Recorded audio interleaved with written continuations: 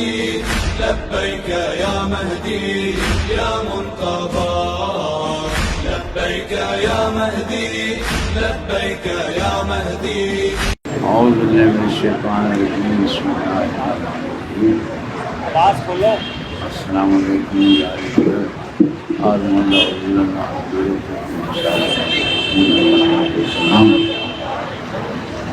تمام حضرات کا تہ دل سے شکریہ ہوں کہ آپ اپنی مصروفیات پرے کر کے یہاں خوشبو بنائیں.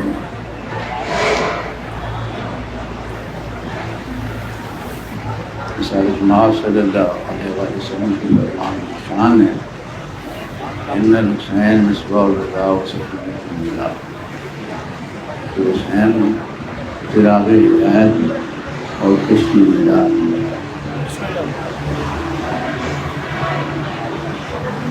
جن افراد نے اور جن حضرات نے انسانیت کو تمام تاریخی مراحل میں پیش کیا اور اس کے بلند و بالا افکار کو آگے بڑھایا اور اسے عزت و حرمت سے نوازا،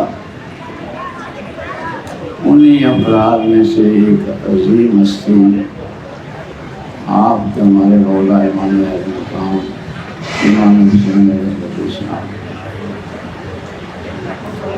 جنہوں نے کربلا کے تختے صحرا پر اپنے 72 جانے ساروں اور ساتھیوں سے لے کر ایسی بے مثال لازوال قربانی پیش کی جسے مدینہ عظیم سے تعبیر کیا جاتا ہے. اور وہ کل بھی اور آج بھی اور آئندہ بھی تمام جو مضمون کی تاریخیں ہیں، تاریخ آزادی ہیں، ہوئیت ہیں، کشمیر فلسطین ہے، ان کے لیے بھی شجرا ہے. حسین ابن علی بن طالب کے بارے میں ہے کہ الفضل جو سازماں صلی اللہ علیہ وسلم کی امن مردوار کی دولت ہے، انہوں نے باغ میں دیکھا کہ ایک ضرور کے جسم کا ٹکڑا جو میری گود میں رکھ دیا گیا. سویرے سویرے سازماں کی خدمت میں حاضری کی. مولا میں نے اس قسم کا خواب دیکھا ہے، کافی پریشان ہوں. کافی پریشانی اس میں نہیں ہے، خاتون جنت کا ایک بیٹا جب پیدا ہوتا ہے جس کا نام حسین ہوتا ہے. تو اسی طرح سے حضور جو ہیں کسی سفر سے واپس آئے اور ان کا چہرے کا رنگ متغیر تھا، پریشان بھی تھے، رنجیدہ بھی تھے. اسماء کو بلایا کہ میرے بیٹے کو لے آؤ. وہ امام حسین علیہ السلام کو لے کر آئیں. اسماء نے انہیں بوسہ دیا اور گریہ شروع کر. اسماء نے پوچھا کہ مولا یہ تو خوشی کا مقام ہے، رو کیوں رہے ہیں، گریہ کیوں کر رہے ہیں؟ تو گریہ اس لیے کر رہا ہوں کہ جبرائیل نے مجھے اطلاع دی ہے تقتل فئۃ الباغیہ کہ آپ کسی بیٹے کو باغی گروہ کو قتل کرے گے اور اس کو آپ کی شفاعت بھی نصیب نہیں ہے. تو حسین ہوا ہے کہ ان کے تمام کمالات میں فضائل المناقب جو ہے اس پر قرآن جو ہے اور احادیث میں گواہ ہیں. چنانچہ قل لا اسألکم علیہ اجرا الا المودۃ فی القربی. ابن عباس سے روایت ہے کہ میں نے حضور سے پوچھا کہ قربا جن کی محبت ہم پر واجب کی گئی ہے وہ کون ہے؟ تو ان میں سے ایک حسین ابن علی بن طالب ہے. ام المومنین حضرت عائشہ فرماتی ہیں کہ سازماں اس وجہ سے تشریف لے آئے اور پھر آپ نے ایک کمبلی ایک چادر جو منگائی، یہاں تک کہ فاطمہ الزہرا علی حسین اس چادر کے نیچے آ گئے. تو آپ نے فرمایا اللہم ہؤلاء اہل بیتی، پالنے والے یہ میرے اہل بیت. اور اسی طرح سے حضرت ام المؤمنین عائشہ رضی اللہ تعالیٰ عنہ فرماتی ہیں کہ ایک باپ اور بیٹا میرے پاس آئے اور انہوں نے علی ابن ابی طالب کے بارے میں دریافت کیا. میں نے کہا تم اس شخص کے بارے میں کیا سوال کرتے ہو جو رسول ماں کے نزدیک پوری کائنات میں محمود ترین شخصیت ہے، اور ان کی زوجہ فاطمہ الزہرا جو عالمین کی عورتوں کی سردار ہیں، اور ان کے بیٹے حسن حسین زمانہ میں جنت کی سردار ہیں. اور پھر میرے سامنے حضور نے ایک چادر کے نیچے ان چاروں ہستیوں کو بٹھایا اور پھر دعا کی پالنے والی یہی میرے اہل بیت. تو اس طرح سے بے شمار حدیث اور لاتعداد آیات میں ان کو بظاہر مناقب پر دلالت کرتی ہیں. انہیں میں سے دنیا میں کوئی ایسی شخصیت نہیں ہے کہ جس سے رسالت مآب نے اپنے بیٹا کہا ہو وَقُلْ تَعَالَوْا نَدْعُوا أَبْنَاءَنَا وَأَبْنَاءَكُمْ وَنِسَاءَنَا وَنِسَاءَكُمْ وَأَنفُسَنَا وَأَنفُسَكُمْ ثُمَّ نَبْتَهِلْ فَنَجْعَلْ لَعْنَةَ اللَّهِ عَلَى الْكَاذِبِينَ.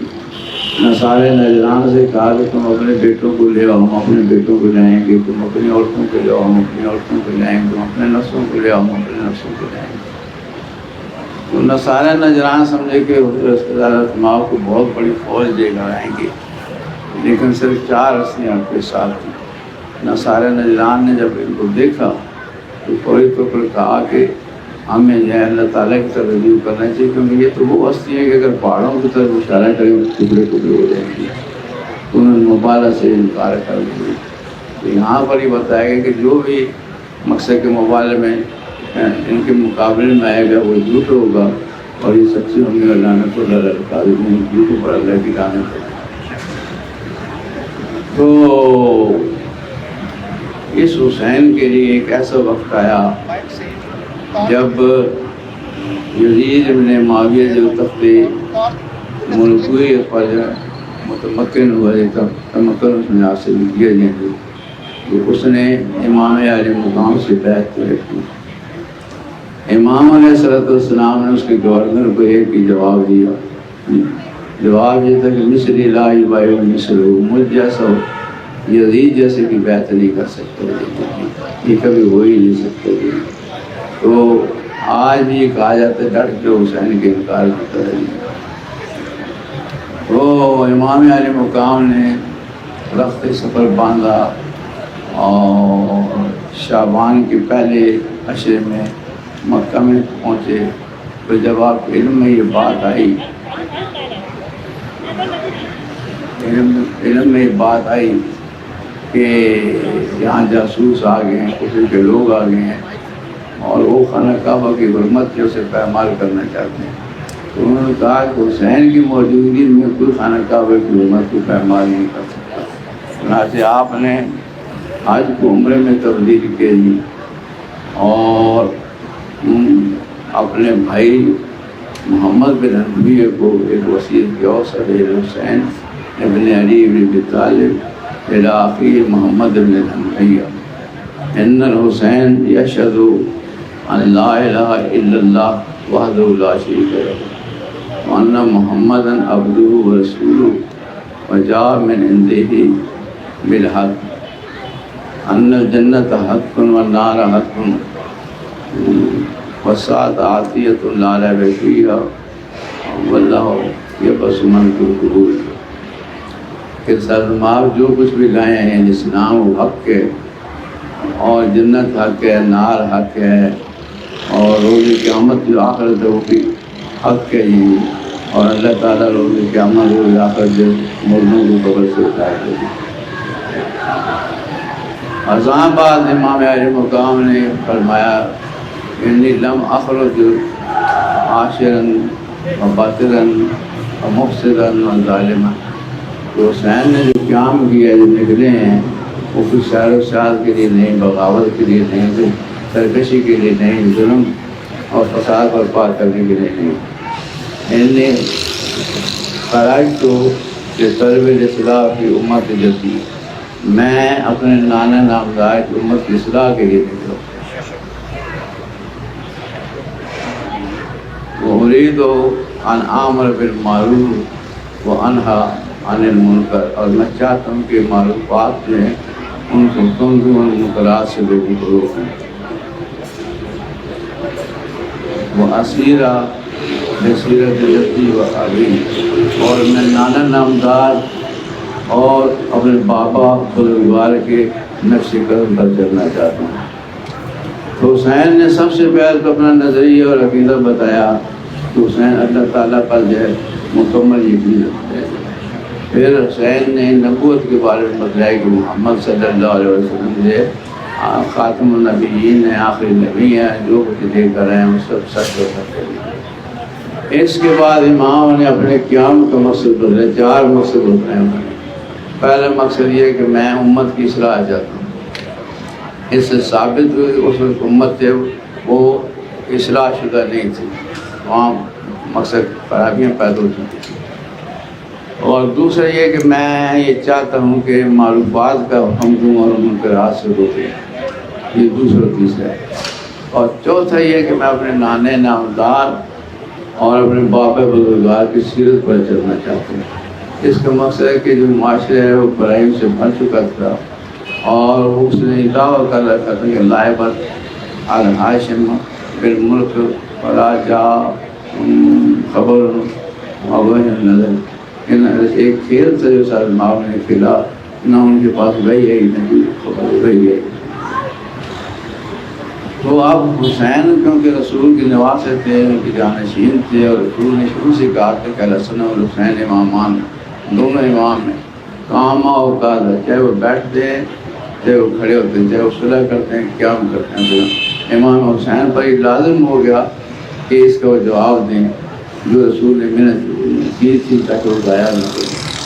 چنانچہ حسین جو مقصد کے کربلا کا تشریف لائے، سب سے پہلے اپنے نظریہ بدلایا، سب سے پہلے اپنا عقیدہ بدلایا کہ میں ہوں، اور پھر اپنے مقاصد بدلائے کہ میں اس کے لیے نکلا ہوں کہ دنیاوی انہوں نے کوئی مقصد نہیں، یعنی حکومت مقصد نہیں ہے کہ حکومت حاصل کریں، ان کا مقصد تھا کہ لوگوں کو سیدھے راستے پہ لائیں۔ آپ کے علم میں یہ ہے کہ عقیدہ جو ہر شہر سے عزیز ہوتا ہے، انسان ہر چیز چھوڑ سکتا ہے، اولاد چھوڑ سکتا ہے، مال و متاع چھوڑ سکتا ہے، وطن چھوڑ سکتا ہے، لیکن عقیدہ اور نظریہ جو نہیں ہے۔ ہماری خوش قسمتی یہ ہے کہ وطن عزیز جو وہ عقیدے کی بنیاد پر وجود ہے، نظریے کی بنیاد، جسے 2 قومی نظریے کہتے ہیں، الاسلام ملت واحدۃ اور الکفر ملت واحدۃ۔ اسلام ایک ملت ہے، کفر ایک ملت ہے۔ لیکن یہ پاکستان جو ہے قائد اعظم محمد علی جناح کے بعد ایسے لوگوں کے ہاتھے چڑھے جو مقصد کے انگریزوں کے جو نجس جانور نہلایا کرتے تھے ان کے ہاتھے چڑھ گیا، پھر مارشل لاؤ کے ہاتھے چڑھ گیا، پھر ملاؤں کے ہاتھے چڑھ گئی تھی، یہاں تک کہ ہمارا آدھا پاکستان جو ہم اپنے ہاتھوں سے گنوا بیٹھے۔ اور انہی شخصیت میں سے ایک شخصیت نے کہا کہ اللہ کا شکر ہے کہ ہم اس گناہ میں برابر کے شریک نہیں تھے۔ تو آج پاکستان جو کہ حسین کے نام پر وجود میں آیا ہے، یہاں پر مجالس میں کافی پریشانی ہے۔ دیکھیے آج وزارت خارجہ نے مقبوضہ کشمیر میں جو جلوس روکے گئے ہیں یا ان پر حملے کیے گئے ہیں ان کی مذمت کی ہے۔ میں وزارت خارجہ کے ارباب حلوق سے کہوں گا کہ وہ پاکستان میں بھی مذمت کریں گے۔ جہاں جو حملے ہو رہے ہیں، مثال کے طور پر سندھ میں غلام محمد ایک جگہ ہے، وہاں پر عزاداروں کو روکا گیا، ان کو فروغ کیا گیا۔ خیرپور میرس جو ہے وہاں پر جو ہے عزاداروں پر فائرنگ کی گئی۔ ادھر پنڈ دادن خان میں کا جلوس نکلا جی، ان کے خلاف نہ صرف FIR درج کی گئی بلکہ ان کے خلاف دہشت گردی کی دفعات بھی شامل کی گئی۔ تو دیگران نصیحت و قدرہ بریت، ہم دوسروں کو نصیحت کر رہے ہیں اور جو خود ہم کر رہے ہیں کہ امام حسین کے جلوس کو ہم روک رہے ہیں، انہیں نکلنے نہیں دیتے ہیں۔ دیکھیں یہ بنیادی ہے کہ اور دوسری بات یہ کہ یہ احتجاج ہے، احتجاج میں کسی سے اجازت بھی نہیں دی جاتی. آپ ہمیں نہیں کہہ سکتے احتجاج آپ اس طرح سے کریں. ہم ہر قسم کے احتجاج یزیدیت کے خلاف ہر دور میں کرتے رہیں گے، آئندہ بھی کریں گے. تو حکمرانوں نے مقصد ہے کہ ان کے قول و فعل میں تضاد ہے، کہتے کچھ ہے اور کرتے کچھ ہے نہیں. اگر واقعی یہ پاکستان کے حکمران ہیں، دو قومی نظریے کے محافظ ہیں، تو جتنے بھی جلوس ہیں انہیں یہ روکے نہیں اور ان کے لوگوں کو جس کو گرفتار کیے ان کو اس پر آزاد کرے گی تاکہ وہ بھی حسین کا غم منا سکیں. بس دیگر آپ کو وزارت کے ساتھ کا یہ کہنا ہے کہ ہندوستان میں ہی ہو رہا ہے. ہندوستان میں بیچارے کو کفر ہے، اس پر تو امید میں نہیں ہے، لیکن آپ مسلمان ہیں جی، کلمہ گو ان کے لانے کے کلمہ پڑھتے ہیں اور انہیں کے جلوسوں کو روکتے ہیں. دوسرے سوال آپ نے طالبان کے بارے میں کیا. طالبان جو آئے ہیں انہوں نے اچھا خطاب کیا ہے، اچھی باتیں کی ہیں، لیکن ہم نے عمل سے زندگی بنتی ہے، جنت بھی جہنم ہے.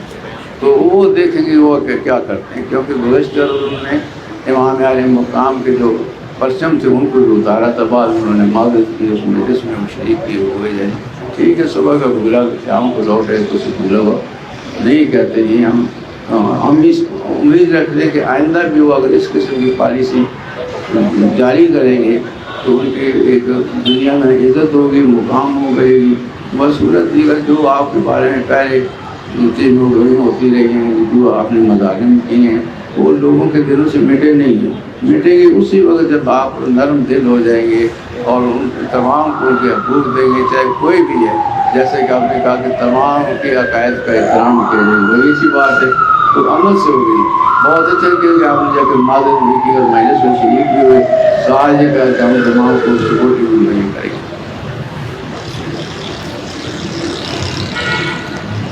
سپورٹ ہی تو ہمارا بڑے کوشش کرتے ہیں. دیکھیے بات یہ ہے کہ یہ چیزیں دہشتگردی تو 75 سال سے جاری ہے، تو ان دنوں میں کیوں سیکورٹی کا اتنا انتظام کرتے ہیں؟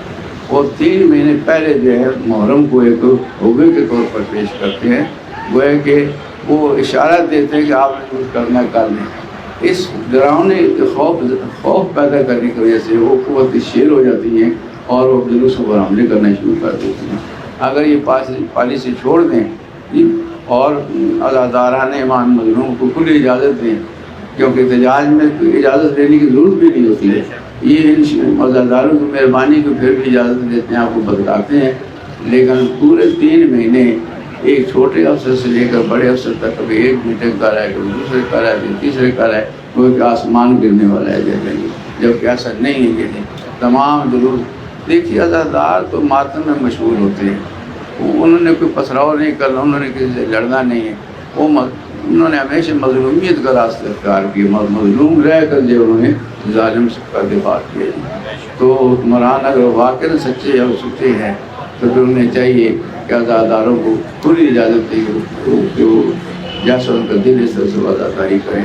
بصورت دیگر ہم پھر نہیں کہہ سکتے کہ لائسنس دینے کی ضرورت نہیں ہے اور آپ احتجاج اور پھر مکمل آپ احتجاج کریں، کیونکہ یہ احتجاج کسی شخصیت کے خلاف نہیں ہے، کسی ملک کے خلاف نہیں، یہ یزیدی فکر کے خلاف ہے. اس کو یہ احتجاج تا ظہور ماضی ہوتا رہے گا، دنیا کی کوئی طاقت سے روک نہیں سکتی ہے.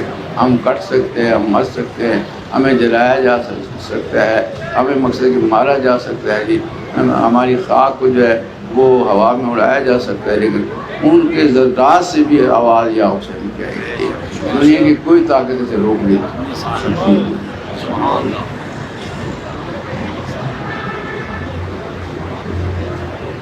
تو مسائل میں نے بتا دی کہ یہ مسائل ہیں کہ بہت سے جگہوں پر انہوں نے لوگوں کو گرفتار کر لی ہے اور کئی اجازت لینے کے لیے ان کو گرفتار کر لیا ہے، جیلوں میں بھیج دیا ہے. 13 مہینوں کے بعد انہیں آزاد کریں گے کہ یہ نہیں کریں گے، ان سے کیا ہو رہا ہے.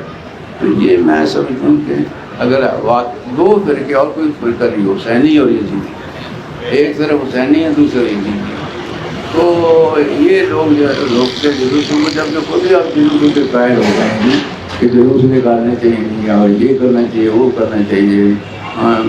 بلکہ اب تو انہوں نے عشرے منانا بھی شروع کر دیں، اگرچہ اس آدمی میں جرأت نہیں کہ اپنا نام لکھے جائے، بے نامی اشتہار دیتا ہے. یعنی کہ عشر فاروق اور عشر امام حسین علیہ السلام، اور مرد ہے انہیں نام دے کون ہے، اس کے مجھ سے تم فساد کروانا چاہتے نہیں.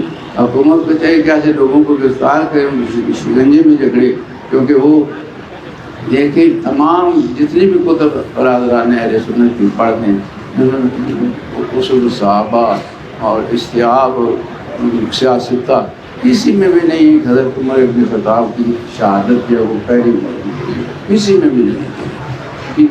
وہ اگر ہے تو 26 بنا دیتی، اور 3 دن کے بعد 29 میں بھی. اب 29 اور 30 جو یہ ایک جو یہ حضرت عثمان کی تاجپوشی کر دینا ہے، یہ تو آپ کو خوشی منانی چاہیے اس میں دینے کے لیے. تو یہ چیزیں مقصد عملاً ایسی کی جاتی ہیں، کروائی جاتی ہیں. یہ 3 مہینے جو شور شار کرتے ہیں، ان لوگوں کو شعار کرتے ہیں کہ شیعوں کو ضرور کو نکالنے دیا جائے، کوئی حملے کیے جائے. لیکن یاد رکھے یہ اس قسم کی جو ہتھکنڈے ہیں، ہم نے کبھی انہیں کامیاب ہونے دیا نہ ان کو کامیاب ہونے دی. تو یہ سارے مجالس اور جلوس اور افغانستان کے بارے میں بدلا دیے کہ اس وقت وہ باتیں صحیح کر رہے ہیں، لیکن عمل سے پتہ چلے گا. اور بہتر یہ ہے کہ وہ اسی پر کاروباری اسی کو جاری رکھے. عادل سرور کے بارے میں کہا ہے وہ اچھا آدمی تھا ماشاء اللہ.